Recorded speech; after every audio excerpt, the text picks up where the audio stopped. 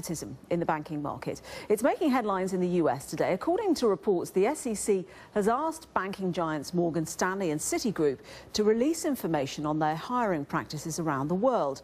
The regulators are looking at whether the banks have breached laws relating to foreign bribery by recruiting the family members of the well-connected in order to win business.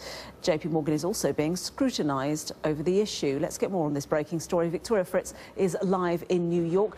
So who, where and what, Victoria? Absolutely. So this, as you say, relates to the US Foreign Corrupt Practices Act. Now that essentially means, as you were saying, the hiring of the relatives of really important officials. This is often in China, that relate to perhaps maybe winning business as a result of those personal connections. Now this all goes back to August, when we heard from JP Morgan that they're being investigated criminally and civilly for practices, their hiring practices in Hong Kong.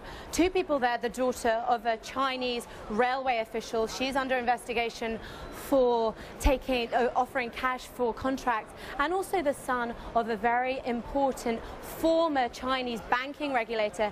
His dad is also the chairman of a very important financial conglomerate, China Everbright. Now all of a sudden, JP Morgan, having had no contact with the company before, it becomes a key client for them.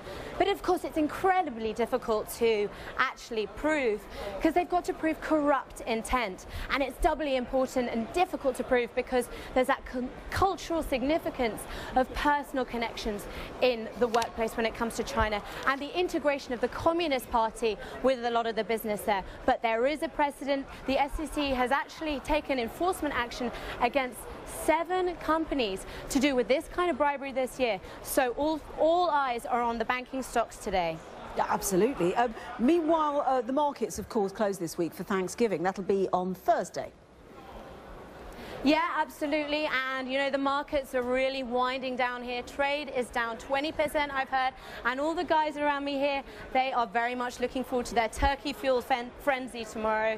And we've got the markets are all closed tomorrow. It's a half day on Friday. And that's the day when all the families, the wives, the kids are all allowed here. And they're allowed in on the spectacle and the theatre that is the New York Stock Exchange. Victoria, thanks very much indeed. Victoria Fritz there joining us from exactly there, the New York Stock Exchange, and updating us on the fortunes of the turkey.